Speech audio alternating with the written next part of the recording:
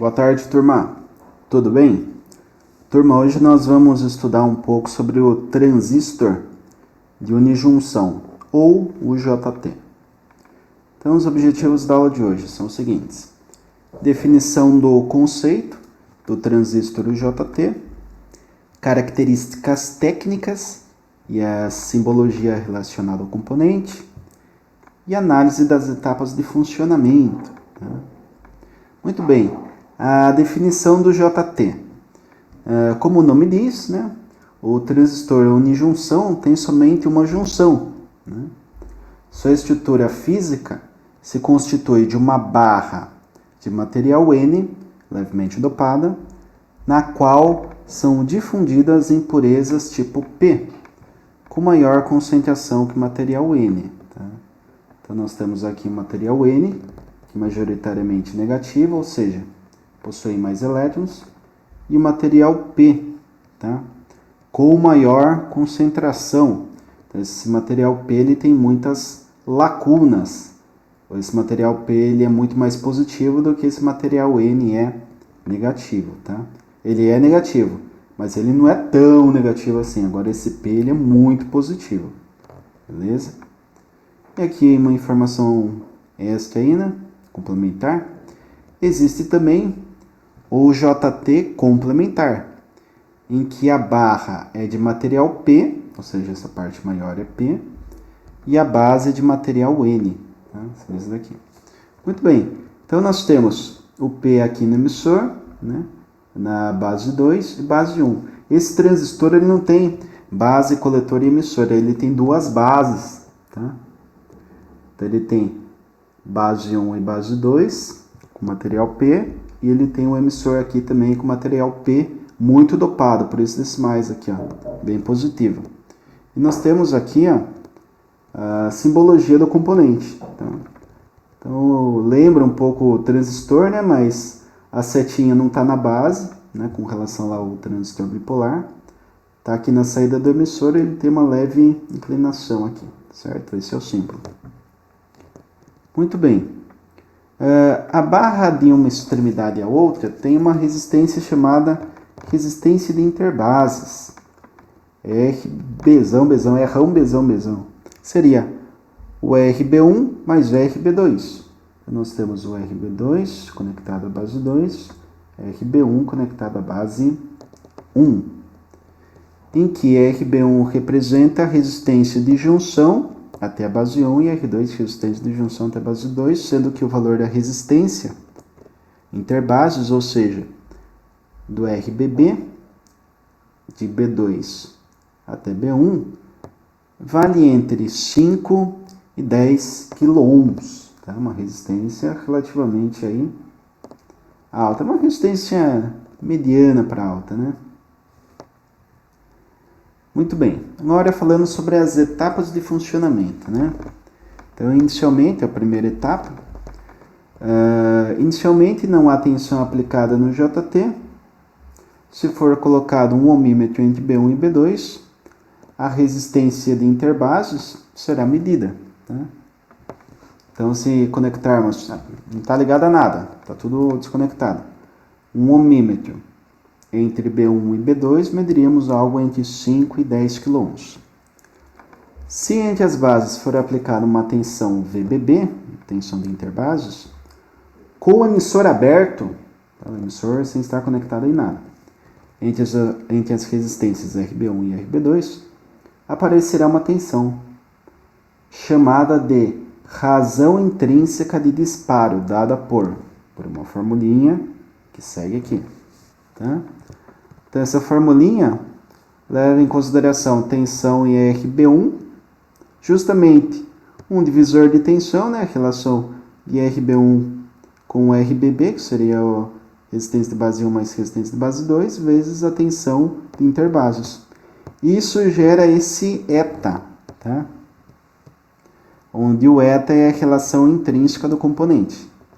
Então, nós podemos definir o eta como essa razão de resistências. Em termos práticos, vale em torno de 0,6 a 0,8, Para alguns casos pode variar um pouquinho para baixo disso, um pouquinho para cima disso, mas 80% das aplicações está nessa faixa aqui. Certo? Muito bem. Então, partindo aí para a terceira etapa, se for aplicada uma tensão VE, né, uma tensão VE nesse ponto, né, emissor para referência que estaria em B1, partindo de 0, então começa em 0, 0,1, 0,2, 0,5, 1, 2, vai subindo. Tá? Quando a tensão for igual a VD mais eta, que é a relação intrínseca, vezes VBB, então nós temos VBB, né, de B2 até B1, aqui eta vezes VBB, desse ponto a esse, e VD, que é uma tensão de condução direta de diodo. Tá? Então, essa tensão mais essa daqui é igual a essa, lei de Kirchhoff, tá? Que é o nosso V. Muito bem. Quando ocorrer isso, o diodo ficará polarizado e começará a conduzir. Muito bem. Então, essa tensão igualou a VD mais eta VBB, o diodo começa a conduzir. Muito bem. Tá? Então, ele vai conduzir, a corrente de emissor se eleva, sendo limitada unicamente por RB1, porque o RB2 está lá em cima. Quem está fechando essa malha aqui é o RB1 apenas. Né? Então, dizemos que o UJT disparou. Tá? Ele disparou, ele vai conduzindo, conduz, essa tensão ela tende a ter uma queda, que a gente vai ver no próximo slide, e o UJT voltará a corte se a tensão de emissor ficar abaixo de uma tensão denominada VV, que é a tensão de vale. Tá? Nós vamos analisar aqui essa tensão de vale no próximo slide. Muito bem. Então, aqui, nós temos duas figuras. Né? A figura 1 mostra a curva característica com a indicação dos principais pontos, né, de operação. E a figura 2, a família de curvas para o dispositivo 2N2646. Muito bem. Vou colocar as duas figuras aqui. Na primeira figura ocorre justamente o que eu estava explicando na terceira etapa de funcionamento. Né? A tensão no emissor VE, ela sobe, partindo de 0. Então, partiu aqui de 0, subiu, subiu, subiu, subiu, subiu, subiu, pô, atingiu o valor de pico. Tá certo? Esse valor de pico é justamente aquele valor de eta VBB mais o VD. Daí começou a conduzir. Mas olha que interessante, isso daqui é diferente. Quando ele começa a conduzir, a tensão cai, mas a corrente aumenta. Perceba, chegou em VP, a tensão cai, mas a corrente aumenta. Percebe nesse ponto? A tensão era máxima e corrente? Zero. Que aqui é corrente, né? IA. Aqui a tensão caiu bastante. E a corrente? Opa, já subiu. Aqui, tensão caiu mais ainda. E a corrente? Subiu mais ainda. Aqui, tensão caiu mais. E a corrente? Subiu mais. Puxa, então essa região, se a tensão cai e a corrente aumenta, o que seria algo muito difícil de acontecer, né, em termos passivos, mas que acontece nos semicondutores, nós temos uma região denominada região de resistência negativa. Ah, professor, então essa resistência é menos quantos ohms? Ela não é menos nada ohms, animal. Ela é o seguinte, ela vai ter uma resistência que vai decaindo conforme decai a tensão, só que ela decai de forma mais rápida que a tensão. Por isso que a corrente aumenta com o decaimento da tensão. Tá certo? Se você pegar um circuito alimentado em 10 volts, com uma resistência de 10 ohms, para ficar fácil. Tá? 10 volts dividido por 10 ohms, 1 ampere. Se reduzir a tensão e a resistência for a mesma, o que vai acontecer? Tensão caiu para 0,8. Se a resistência é 10 ohms, terei 0,8 amperes. Agora vamos imaginar que a resistência caia junto. Então 0,8 para a tensão e 0,8 para a resistência, tem 1 ampere. 0,5 para a tensão e 0,5 para a resistência, 1 ampere. Então não estaria aumentando a corrente, estaria fixo e a tensão decaindo. Só que o que acontece é que conforme cai a tensão, aumenta a corrente.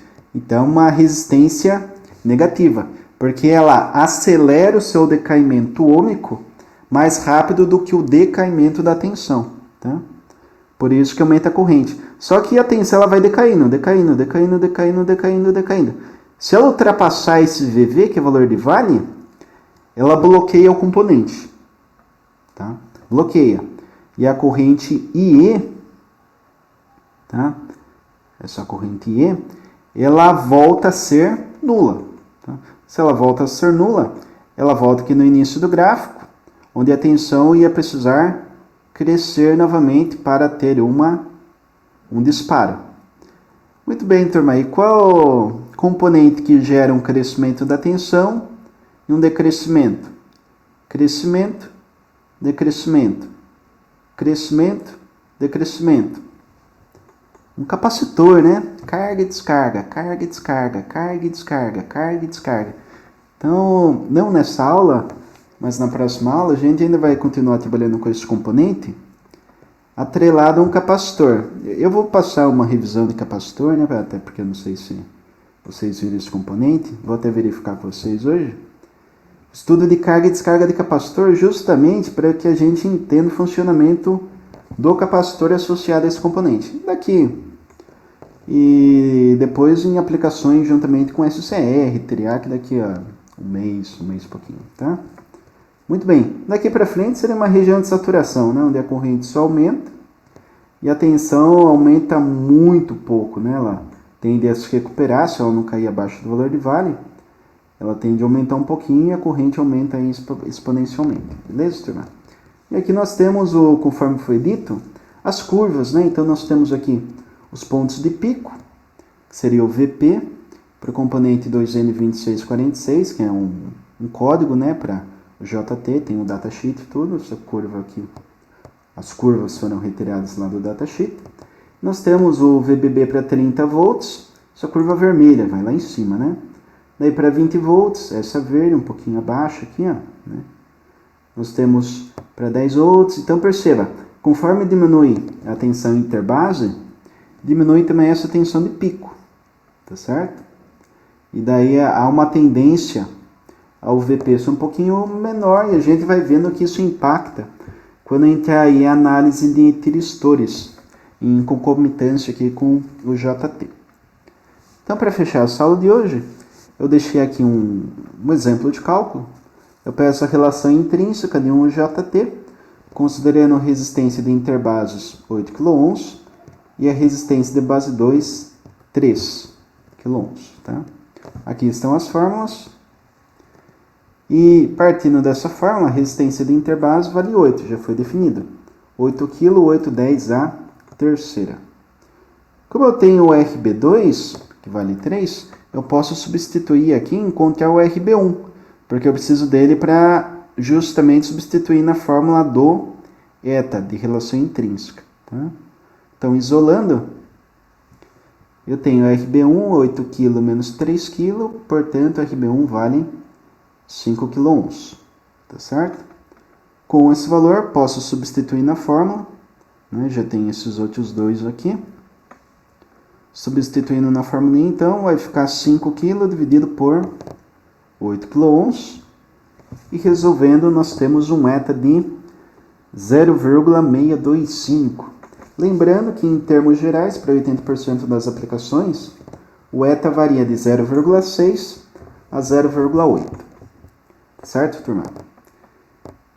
Então, isso daqui, a aula de hoje, a gente não vai avançar muito além disso, até porque é um conteúdo novo, vocês nunca estudaram esse componente, vou deixar essa aula aí disponível no YouTube para que vocês tenham acesso, assistam várias vezes, né? 1, 2, 3, 4 vezes.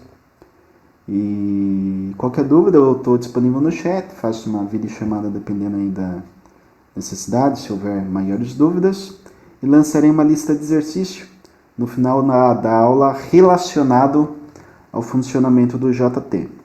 Tá certo, turma? Agradeço a atenção de todos, mais uma vez, até!